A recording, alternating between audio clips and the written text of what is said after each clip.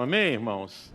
Deus abençoe, é uma noite muito especial, como todos os domingos, mas também hoje nós temos um batismo. Nosso irmão Luiz Carlos, cadê ele? Ele está aqui.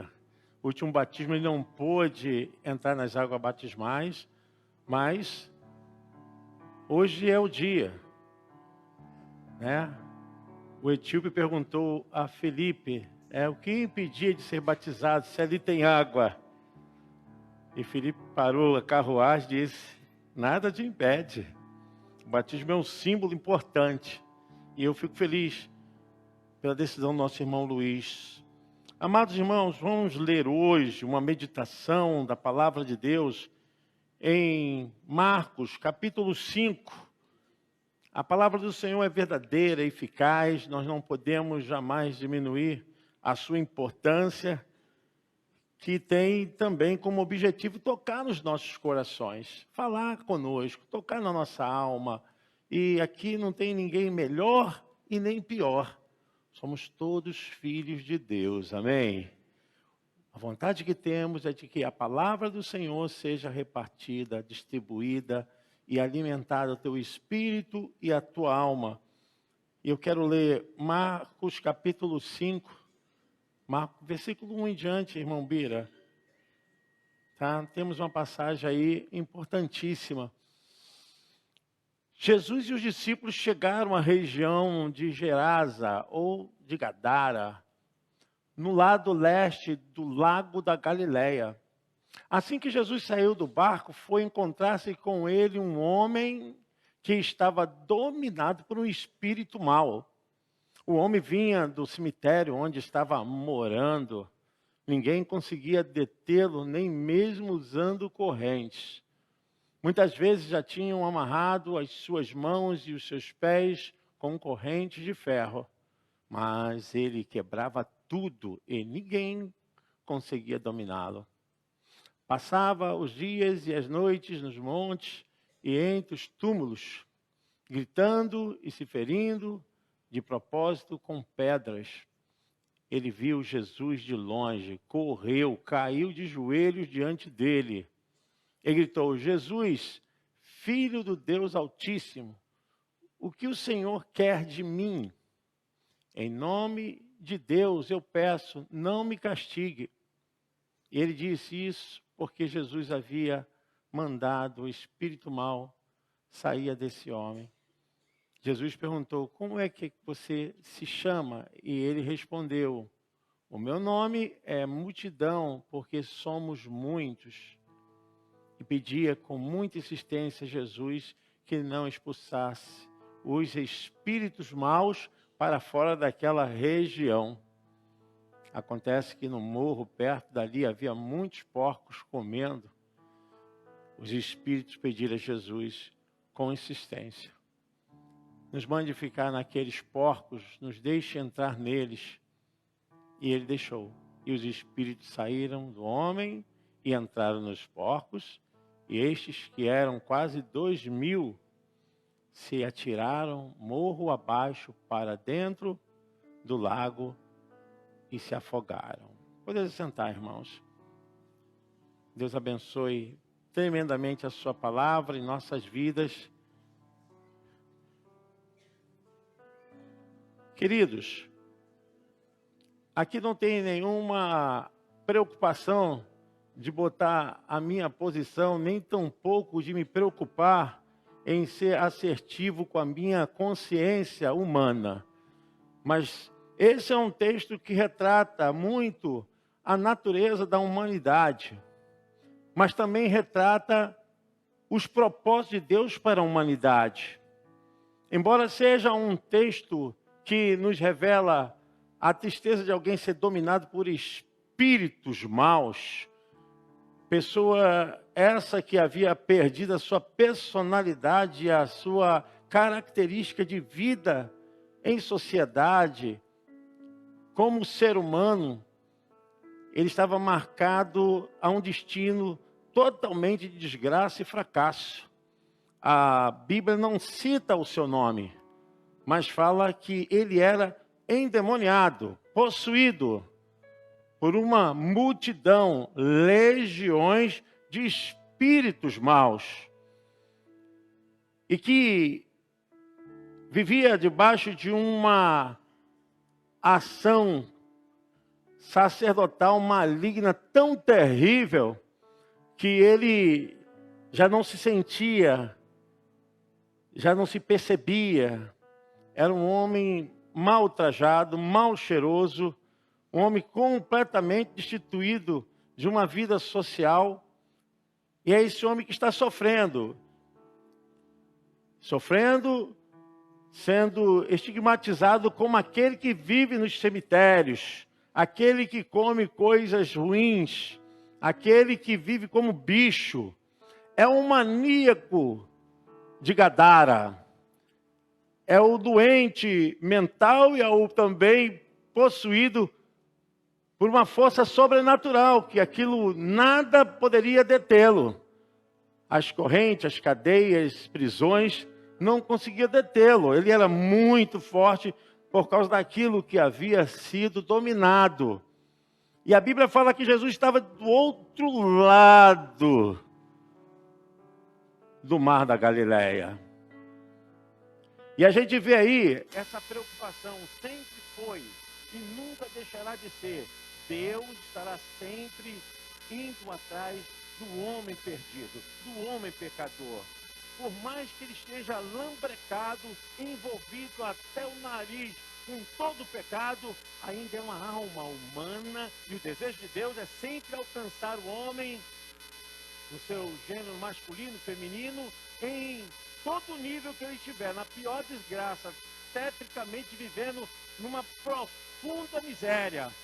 Deus ainda tem interesse de salvar o homem. Deus não dispensa ninguém. Deus nunca abriu mão de ninguém. Nós vivemos numa sociedade muito egoísta. Uma sociedade que fica elitizando tudo, né? Grupinho daqui, grupinho dali. E esse é um tipo de grupo que fica à margem da sociedade. São os marginalizados, que não tem afeto, que não tem nenhum desenvolvimento de ser aceito, de ser recebido, acolhido. Ao contrário disso, ele é estigmatizado porque ele é um endemoniado. Ele é um endemoniado. Aqui, queridos, como Deus se preocupa, como Deus ainda ama o homem, e da forma que ele estiver, do jeito que ele estiver, o amor de Deus ultrapassa qualquer religião, qualquer tipo de manifestação de religiosidade. Deus o ama e vai continuar assim. Ainda vai ser coisa ainda para nossa perplexidade, porque nós sempre tentamos racionalizar os atos de Deus, as ações de Deus, como Ele faz, quando Ele faz, tentamos de alguma forma manipular pelas nossas razões, como Deus tem que fazer, o que é certo, o que não é certo, o que está dentro, o que está fora. Sempre tentamos equalizar para que haja um comando, haja também uma ação de administrar a mente das pessoas, de possessividade, de controle. E a gente percebe que nesse texto, essa teoria cai por terra. Esse tipo de ação humana vai para o ralo abaixo, porque revela um Deus de amor, um Deus que não é impedido por nada para salvar, para acolher, para tocar em qualquer vida, em qualquer ser. Ele continua sendo o mesmo ontem, hoje e será eternamente. Glória a Deus! Você pode aplaudir o Senhor, Ele é o mesmo Senhor. É a palavra de Deus. Nós estamos aqui com um texto que revela profundamente a desgraça humana na forma desse gadareno, como a humanidade caminha. Eu não quero que você tenha a visão só de uma forma literal, uma visão dentro de uma literalidade, mas eu quero dizer que o estado do homem para Deus quando ele não tem ainda uma fé possuidora, restauradora, salvífica, ele tem a própria natureza desse gadareno. Porque não é o fato de estar aqui possesso, o fato de estar aqui sendo dominado por essas forças estranhas, que isso não pode também nos qualificar quando também em nossos posicionamentos, as nossas insistências, resistências, os nossos bloqueios, nós também nos tornamos tão difíceis, longe de Deus. E eu não estou falando nada de religião, porque pastor não salva, padre não salva, missa não salva, culto não salva. O que salva é Jesus Cristo como Senhor e Salvador da alma humana. Porque não adianta as pessoas acharem que tem que ter catedrais, né? Vidraças mosaicas, tetos maravilhosos, coisa linda, prédios e prédio. Prédio não tem nada a ver com salvação. Nós estamos aqui nesse lugar porque Ele nos acolhe. Mas nós é que somos a igreja de Jesus. Ele que é o Senhor das nossas vidas. Esse lugar é consagrado, sim, para eventos de cultos e unidade da fé dessa casa espiritual. Mas essa casa continua sendo pedra, areia, cimento, revestimento. Nada mais do que isso. O que importa é você, sou eu, somos nós. São aqueles que estão lá fora que precisam encontrar esse lar, essa família. Não porque aqui é melhor do que qualquer lugar, não. Porque aqui se fala da palavra do Eterno. E é isso que me chama a atenção nesse texto, porque os planos de Deus são maiores do que os planos dos homens. Às vezes nós não acreditamos, não aceitamos dentro de nós que pode acontecer um milagre, que pode acontecer uma mudança, uma transformação, uma metamorfose. Nós não acreditamos que o poder de Deus possa chegar e mudar condições humanas, de ambiente, de vida, de perspectiva, de futuro. Nós somos conduzidos aqui para reconhecer que a sabedoria de Deus é muito maior que a nossa. O texto fala que Jesus estava do outro lado. Estava do outro lado da margem do mar da Galileia. Não foi intuito, foi amor. Não foi sentimento. Sentimento acaba, muda, transforma para outro lugar. O amor é uma decisão. O amor ágape, o amor de Deus, que não pede nada em troca. Jesus mandou os discípulos entrarem no barco e foram para o outro lado do mar da Galileia. E o texto diz que quando Jesus chegou do outro lado, em terra firme, aquele homem apareceu para ele. Aquele homem apareceu num aspecto mais horroroso, terrível, que poderia se revestir uma pessoa. As pessoas tinham medo dele. Ele aterrorizava do seu aspecto, da sua forma de viver, porque, segundo alguns teólogos, chegou a dizer que ele também se alimentava de carne humana apodrecida. Era um homem que ninguém queria ter ao seu lado, queria convidá-lo para a sua casa, perder tempo. E até fora do ambiente da família ele estava, porque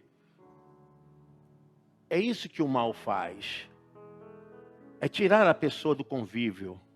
É tirar a pessoa da riqueza, da maior grandeza que existe na humanidade, que nós vivemos como seres sociais.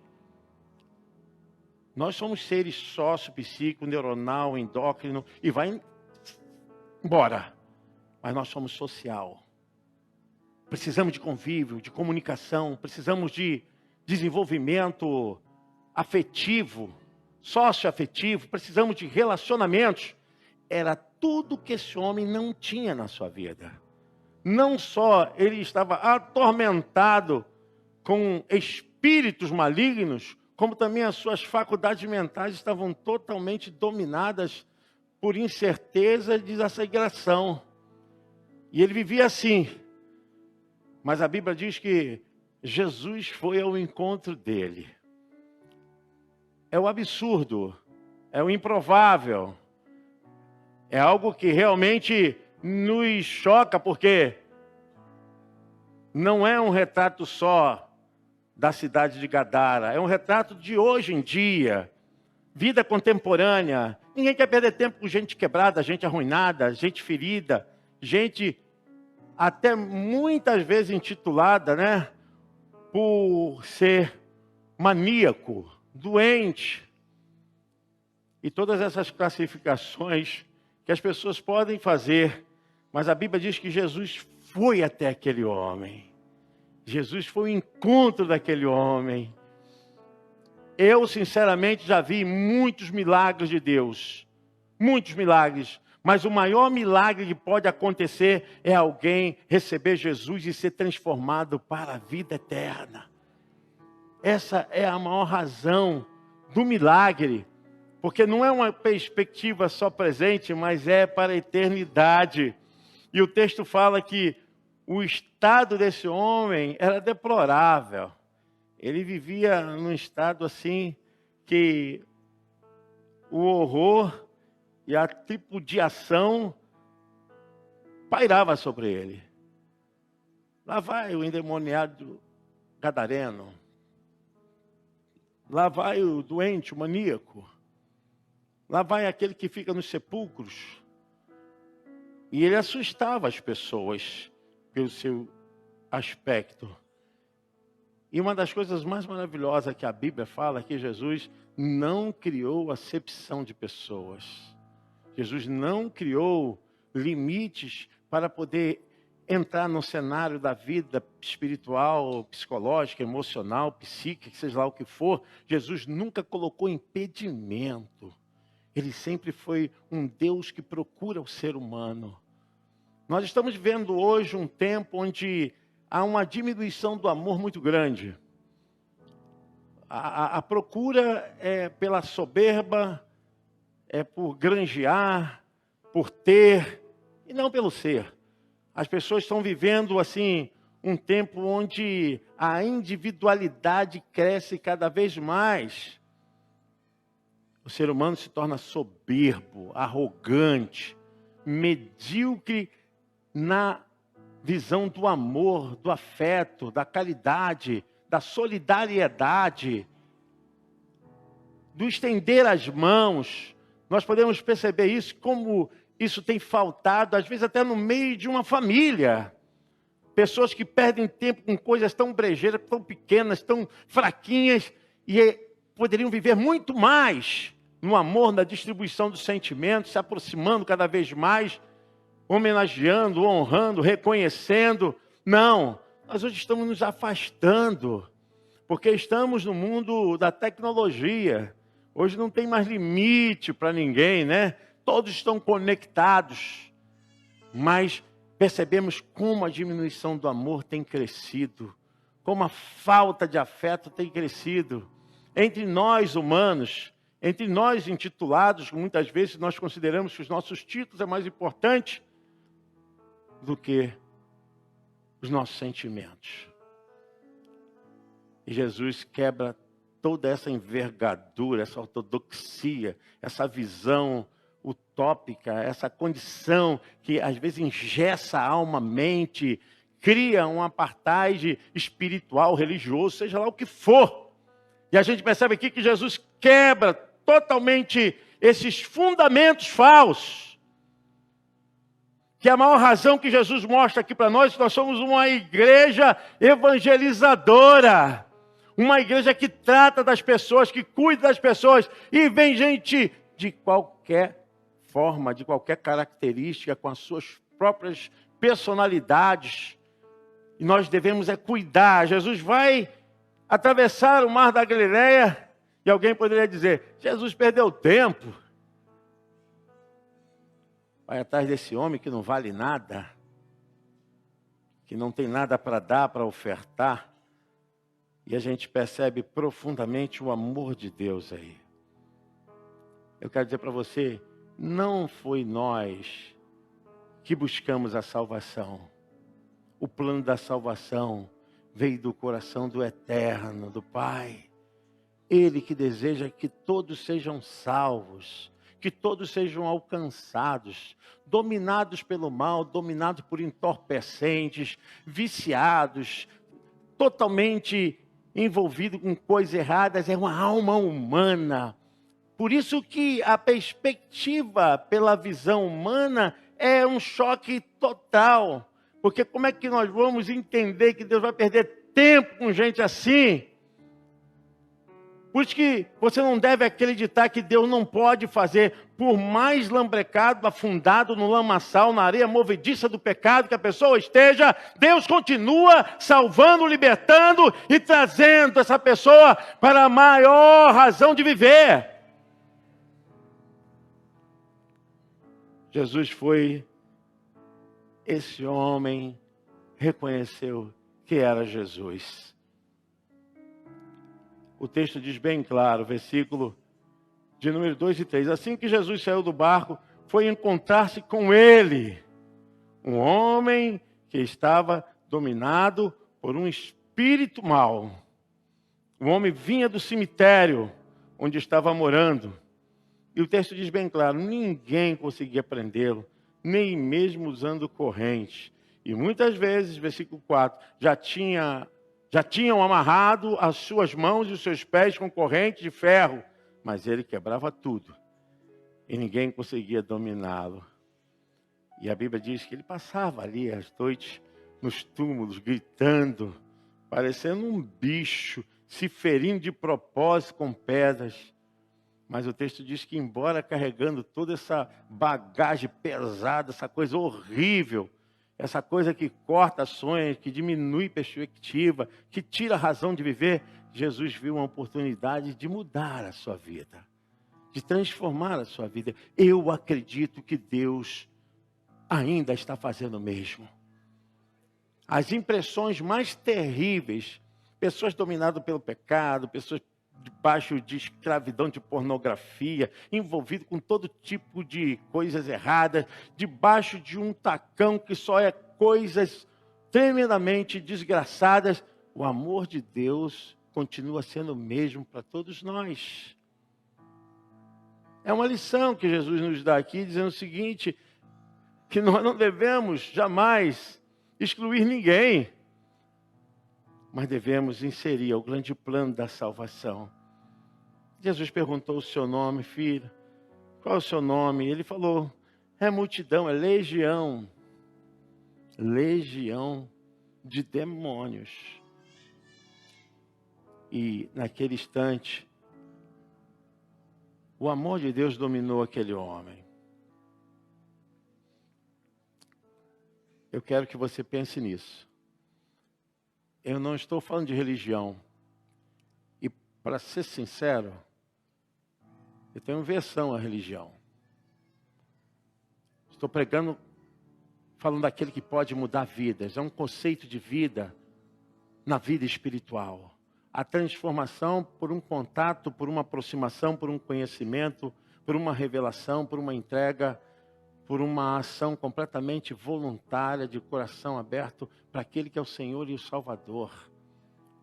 Porque hoje nós não temos demônios nos perturbando, sobrenaturais, mas temos os demônios do dia a dia, da incerteza, da insegurança, do medo, do pavor, dominados por sentimentos que cada vez mais nos arrasta para o fundo do poço, sem esperança, sabe? Eu vejo aqui esse texto nos apanhando, nos dominando, porque esse Deus continua sendo o mesmo.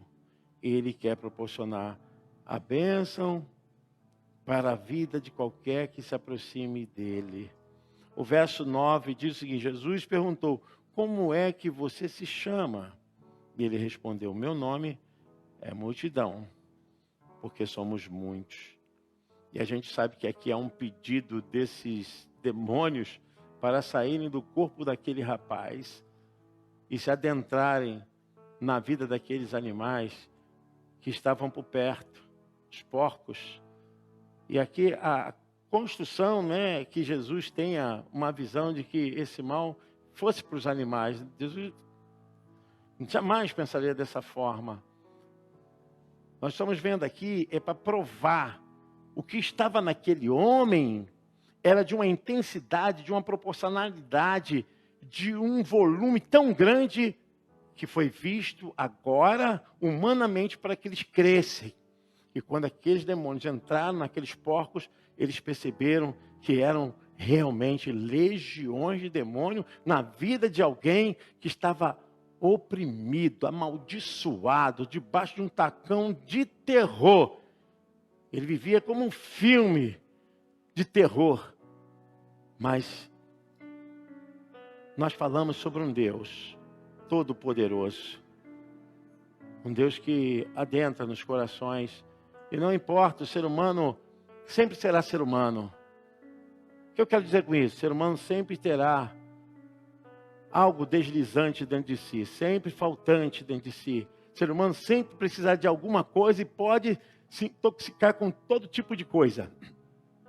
Pode se envolver com todas as relações e fantasias dessa vida, buscar no afã alguma coisa, porque nós humanos, sem a presença de Deus, nós fazemos coisas horríveis, as nossas mentes são terrivelmente levadas por caminhos errados.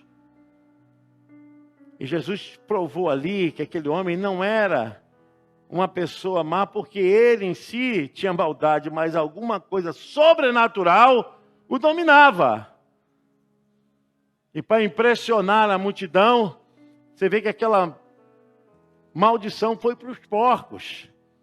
E a gente percebe que hoje nós estamos nessa visão de pregar, de evangelizar. Ainda os céus estão abertos, ainda Deus está chamando você, eu, todos nós, todos os dias.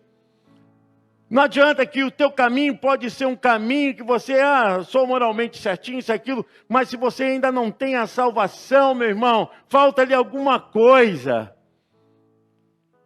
Porque o homem pode conquistar tudo nessa vida, mas se ele não tem certeza da vida eterna, não estou falando de religião, eu estou falando de salvação, de plano eterno. Que nós podemos concluir aqui tudo que precisamos nessa vida. Ter títulos, nomes, ter herança, ter condições financeiras, bens materiais. Mas se não chegarmos a esse processo, a esse tanque batismal, a essas águas, para uma conversão, a vida não começa de verdade. Nós estamos pregando o Evangelho, não para que você tenha um tempo curto aqui de benefícios físicos, materiais. Não, para que você tenha certeza da sua vida eterna. As pessoas falam que os cristãos são loucos, né? Os evangélicos são loucos, porque eles não conhecem a Bíblia. A falta de conhecimento leva a pessoa a ser dominada por qualquer tipo de fala. A pessoa que não conhece, ela é conduzida por qualquer tipo de discurso. Quando você conhece a palavra de Deus, tem o fundamento e o conceito, quando você tem o entendimento da palavra, meu irmão, você não tem mais medo. Você enfrenta, você vai adiante.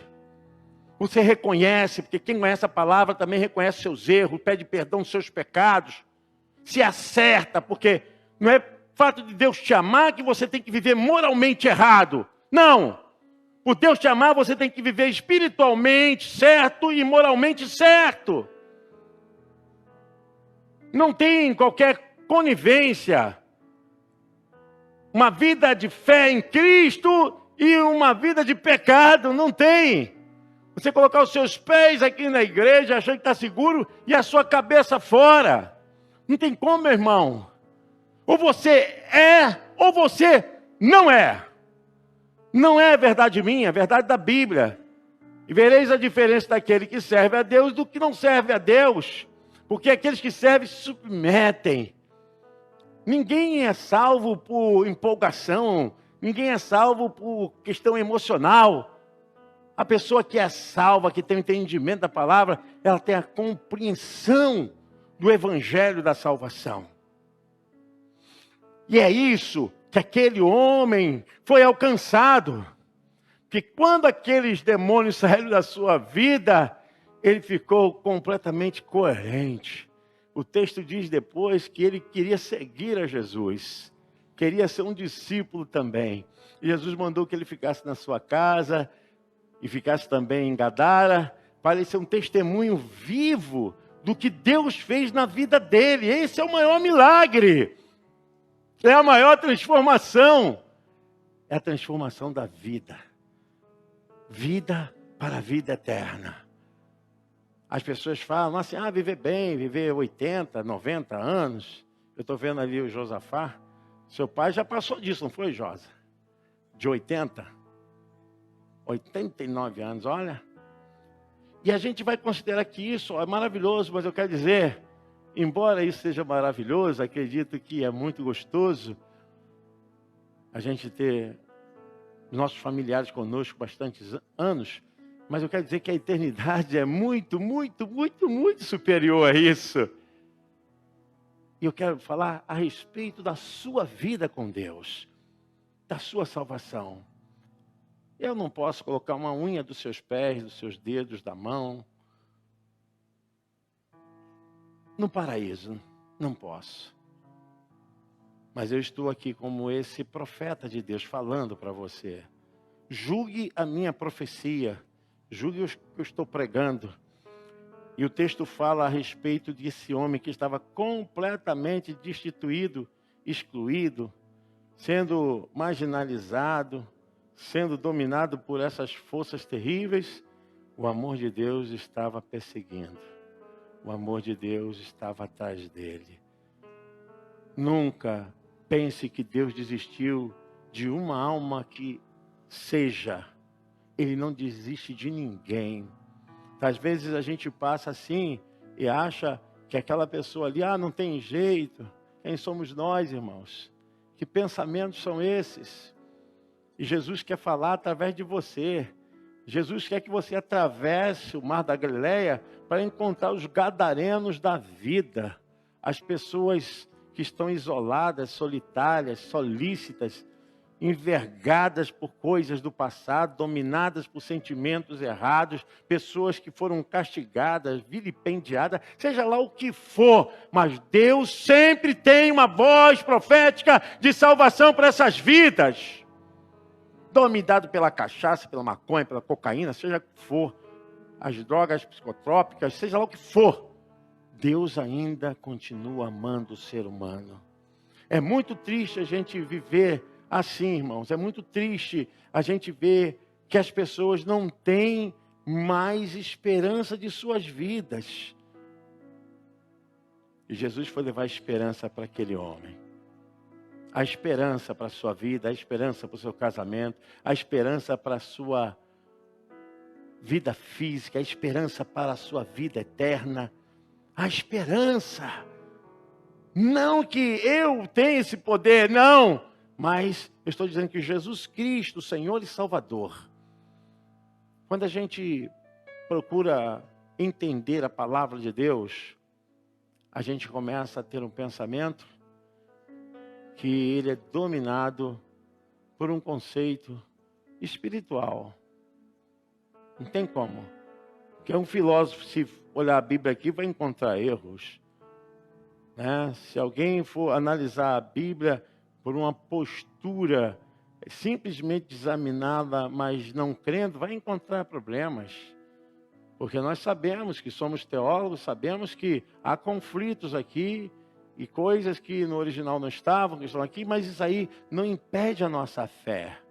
Não impede a nos transpormos a uma condição de olhar e de ver quem de verdade é o nosso Senhor e o nosso Salvador. Aquele homem reconheceu tudo isso. Reconheceu. Ele viu em Jesus o seu Salvador. O verso 15 diz assim: quando chegaram perto de Jesus, viram o homem que antes estava dominado por demônios. E o texto diz, e ficaram espantados, porque ele estava sentado, vestido e no seu perfeito juízo. Olha as consequências terríveis. Eu não estou tocando nada de religião, estou falando da ação do mal. dos demônios mesmos.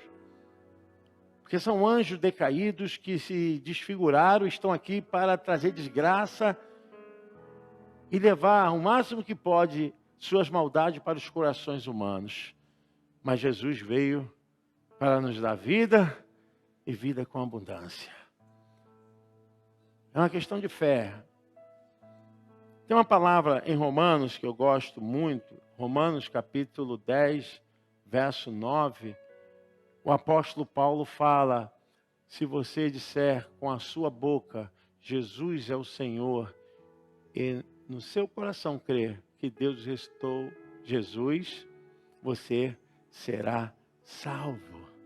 Não se precisa pagar nada, não precisa pagar indulgência, não existe aqui mercantilismo com a palavra de Deus, tem comércio. Não, se você crê em seu coração, se você acreditar em Jesus e segui-lo e servi-lo, a vida faz sentido quando nós nos conectamos com a eternidade.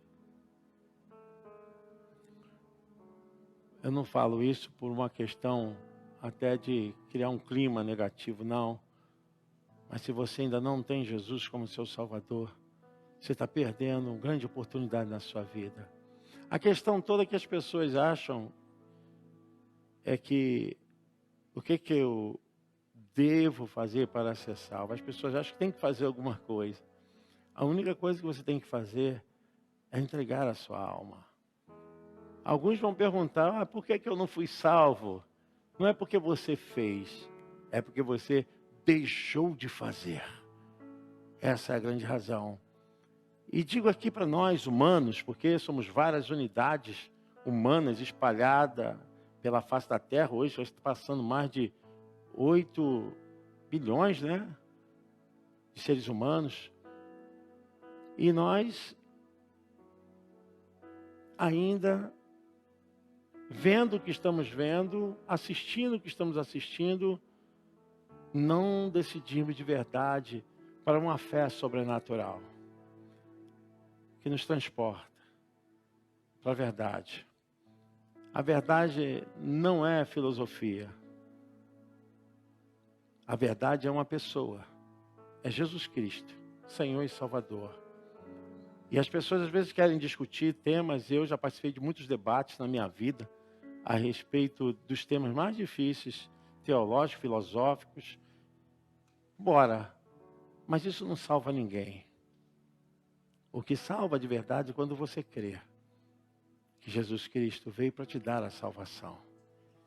E Deus continua ainda com um grande amor procurando as almas humanas, porque ainda há tempo. Ainda há tempo. Há um texto em Gálatas que fala: qual é o dia da salvação? O dia da salvação é hoje. As pessoas falam assim: não, mas amanhã eu ainda tenho muita coisa, ainda tenho muitos compromissos, eu ainda tenho algumas pendências, eu quero me acertar. Não existe isso. O dia da salvação é hoje, é agora, é nesse momento. Não porque eu quero, porque eu não quero, quem que sou eu? É que a Bíblia fala que Deus quer salvar agora. Ele quer agir no seu coração agora.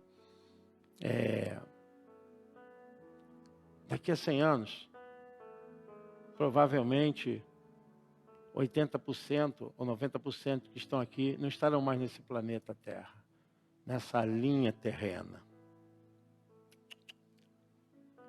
Se Jesus não vier antes, muitos de nós morreremos. O que a igreja tem pregado, o que a igreja tem falado, é a respeito da salvação acima dos valores efêmeros, passageiros dessa vida. As pessoas se preparam para tudo dessa vida, uma correria danada, coisa e tal. E o plano maior da salvação, que é a vida eterna, as pessoas estão deixando de lado. Nós temos um compromisso com Deus. E esse compromisso é de evangelizar, de falar.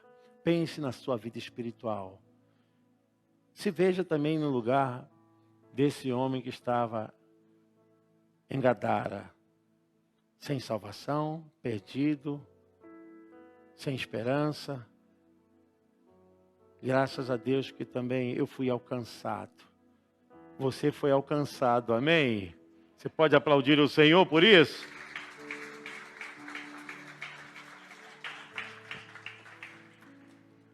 Deus te abençoe, rica e profundamente. Eu quero orar por você. A oração hoje está sendo comprovada até pela neurociência. Isso, pesquisas. Não estou falando nada de religião. Pesquisas, ensaios de pesquisas, provam hoje que a oração tem poder na vida humana, no ambiente que a pessoa vive, e também ao ponto de dar saúde física, ajudar a pessoa a viver melhor. A oração que os crentes já fazem, mas nós estamos aqui para orar, para dizer para você que você também pode falar com Deus. A oração é uma conversa com Deus sincera, coração aberto, de uma alma completamente esvaziada de si e desejosa realmente de ter a presença do Salvador. Eu quero orar por você, em nome de Jesus. Feche seus olhos, em nome de Jesus. Há poder no nome de Jesus. Senhor meu Deus e meu Pai, eu faço essa oração por nossas vidas. Eu faço essa oração, Senhor Deus, por nossas famílias.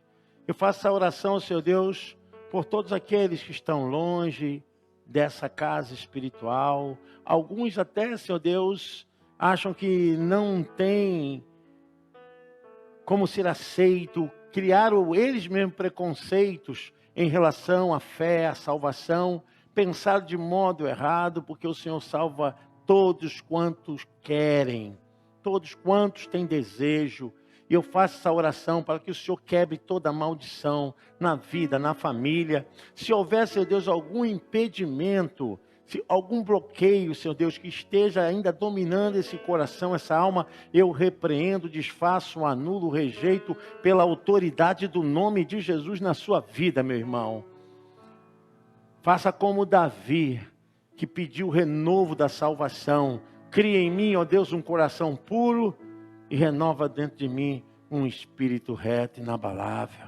Senhor, abençoa, em nome de Jesus. Pedimos essa graça sobre a igreja de Jesus, sobre cada um aqui, cada pastor, cada líder, cada, Pai bendito, pessoas que estejam trabalhando, fazendo, Senhor Deus, a tua obra, te servindo, amando, nossos visitantes, amigos. No dia de batismo de hoje, nosso irmão Luiz Carlos, Pai, esteja com ele. Nós sabemos que não é fácil chegar até onde ele chegou, mas a tua palavra diz que os anjos dos céus estão dando louvores quando um pecador se converte. Oh, meu Deus, toma essa casa espiritual, abençoa, Senhor Deus, em nome de Jesus as nossas vidas. Diga comigo, eu entrego mais uma vez a minha vida nas mãos do Deus eterno e consagro todo o meu ser em obediência à sua vontade e à sua palavra. Você pode dizer amém? Você pode aplaudir o nome do Senhor?